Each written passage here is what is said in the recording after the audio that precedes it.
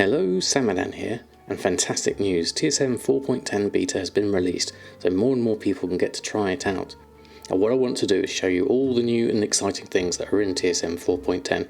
Now it's not too late to sign up, I'll put a link down below, and if you really want to get into TSM straight away, then I suggest you sign up for TSM Premium, which will give you immediate access to the beta. What I'll do is I'll put an affiliate link down below so that way you'll support both me and the TSM team if you sign up via that method. I've been using it a while now because I was fortunate enough to be given alpha access. So first things, if we go into actual TSM itself, you'll see immediately the very first most amazing part is the graph.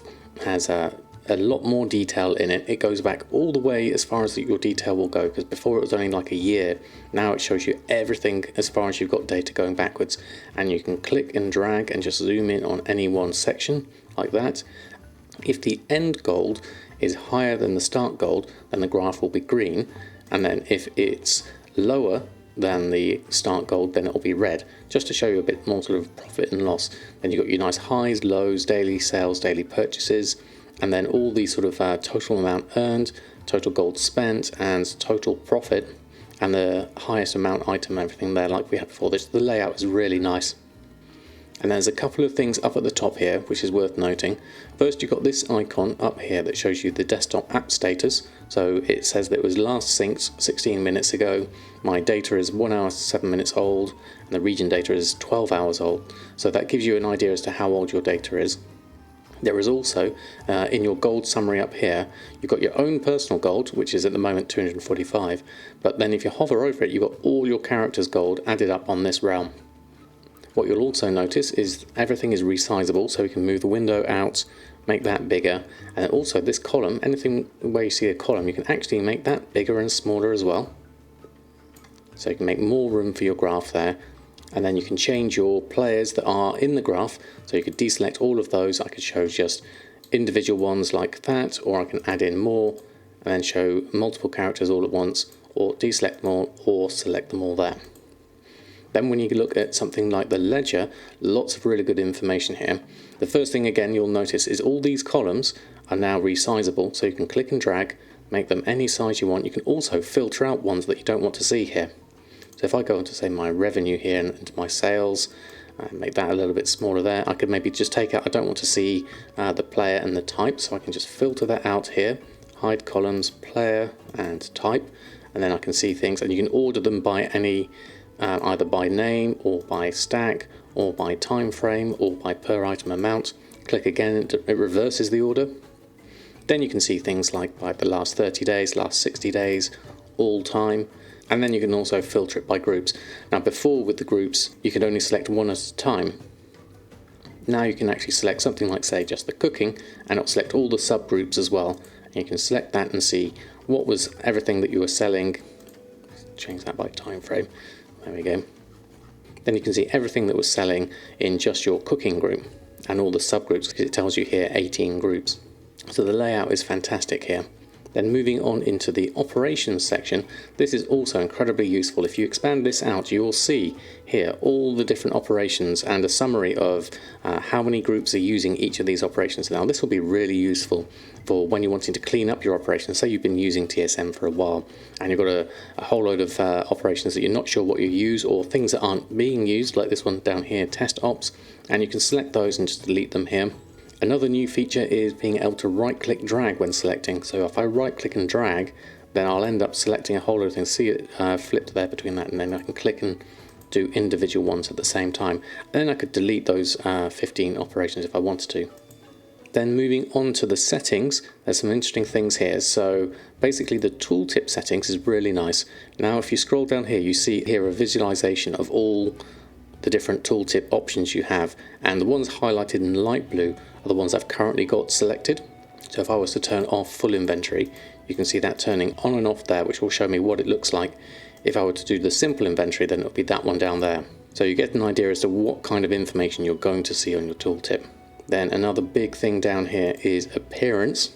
So you've got all these different options just to customize your look and feel of TSM to whichever you like. So one of the big things here I want to talk about is there is a change in the accounting here. You used to have a toggle here which was use smart average by.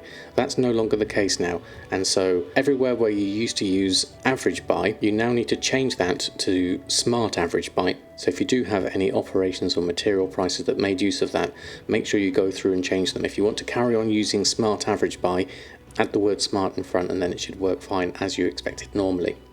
Let's look at the mailing updates.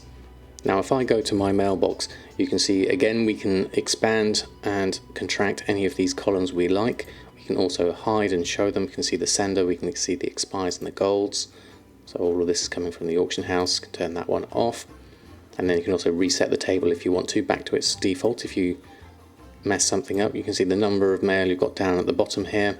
And then the big thing that is a really nice quality of life change here is it's got a tooltip telling you hold shift to not continue after the inbox refreshes. So this is an important change as well. The default used to be that you'd have to hold shift down to open all your mail after a refresh. Now it does that by default, and so in this case shift now tells it not to open all the mail after a refresh. And it also gets updated. If I hold shift down, that will change to just open mail until the next refresh. Or if I haven't got shift pressed, then it will show me open all mail. And the same with control. If I hold down control, that will change to open all mail without money. That will open up all my expires and my purchases that I'll have in the mailbox, but keep all the gold there. So it gives you a really nice visual indication as what's happening when you're pressing each of the keys on opening those. Now let's look at the crafting window. This has had some pretty major updates. So again, you've got all the things with the columns can be resized, including this central column. You can change that to give yourself more room for the crafting queue or more room for everything else on this side. You've also got favorite patterns now, so you can click on the star anywhere here and add that to your favorites list and then take it off as well. You can't order this by profit yet, but hopefully that will come in time. Then down here on the right, your crafting queue, it's ordered now by default to be highest profit first, and those that you have materials for. So highest profit here, and then it'll craft in that order all the way down until things that you don't have materials for, which will go all the way down here, again in highest profit first, all the way down to there. And then the tooltip tells you what items you're missing, and then when you go over any of these, you can then click and edit the amount and increase or decrease the amount as much as you need to there, and click off after that. So the crafting queue is really intuitive here. You've also got an estimated time to craft. This is without any crafting enchants or anything like that, so it's just like the base thing, so you can get a gauge as to how long it's going to take you to make all of these things. And then you've got your estimated cost and your profit down here, so really nice quality of life improvements here. Other things to bear in mind under the crafting reports and your materials. So each of your materials now, you can actually select on that and reset it back to the default. If you were using something different, like say a fixed gold amount or something like that, you can just reset it to the default, and then your default material price, which you set in the settings, you'll notice here I've changed my default material price to include the new smart average buy price as well as average buy. So that's an example of it being used there. A few other bits and pieces to think about. The auctioning window again shows you all of your current auctions that are on. Any ones that are sold will be up at the top here. The browse function is now on the left, and you can see all the different items you can do a shopping search for. You'll now notice that sniper scans are available again. What the team have introduced here is a 30-second pause before you restart the sniper scan again, just to take a little bit of the weight off of the auction house. Then when it comes to making operations, if you type something in, as you're typing, what you'll notice is there is a red border around when something is incorrect, rather than you just pressing enter and not knowing why it's incorrect. Then once you've taken everything off, say you had the wrong number of parentheses or something like that, then once you've got the correct number, then that red border goes away, and once you press enter, you know that that's going to be correct. Now there are also new sources that you can make use of. If I bring up my window here, if you were to type in /TSM sources, you can see here is a list of all the sources you can use in your operations. There's some interesting new ones, auctioning op max, min and normal, as well as shopping op max and sniper op max. I've not used those yet myself. There is also down here you've got sale rate, which is your personal sale rate as recorded by TSM. So that's another thing you can make use of, and you can see there smart average buy shows you the syntax for that as well as the regular average buy. So those are the important sources to remember. Now another thing that's been updated is the TSM destroying. It's a lot more robust now. It used to get stuck quite often and you'd have to close it down and reload it again. So much so I set a hotkey to do that. Now it works so much more reliably, and I've even got a faster looting add-on on, and it doesn't seem to bother TSM at all, so I can go away and use my scroll wheel macro to disenchant things, and it works really well. Another great feature is that you can add new items into your group just by searching for the base group. So if I were to do a search here for battle potion, then I could see all the battle potions, and then I could select all of these, right click drag again, and these don't even have to be in your bags now, so TSM will do the search for them, and then you could find a group, and then you could create a group here and call it, say, battle potions, and add it into that. You move those 8 items into there, and now you can see them here on the right. So it's a really handy, really convenient way of building up your groups. You can of course go over to your crafting. Let's say you had a fresh new profile, so I'm just going to jump in here, change my profile to a new one. And in this profile I've obviously got no groups or anything like that, so I can go into my crafting window and then I can go into the crafting, and so this is all the things that I know with tailoring at the moment. So I can go in here and I can click on create groups from table. This is like how it used to be with create groups from profession, and I can select that, and then TSM will tell me 86 groups was created.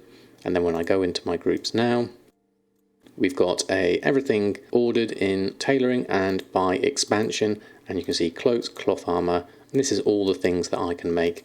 So that's a really handy way to get you started in TSM. I will be going through a whole new video series talking about how to get started with TSM, so that series will be coming soon. This video is all about getting you up and running with the new TSM 4.10. So as I said before, the link to sign up for the beta is below, as well as my affiliate links. So if you want to test it, those are some options there.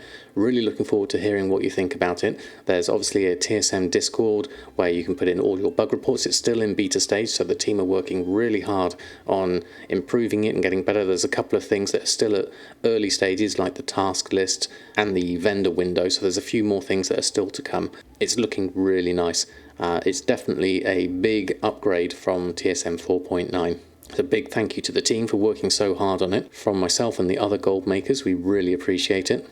Hopefully this will get more people into the art of gold making and get them their long boy mount, whatever they're aiming towards. I'll go through all the TSM changes and things on my stream. My next one is on Thursday at 7 PM UK time. So if you do have any questions, please do pop by and I'm happy to answer them. Or put a comment below and I'll answer them there. So until next time, happy gold making, and I'll see you very soon.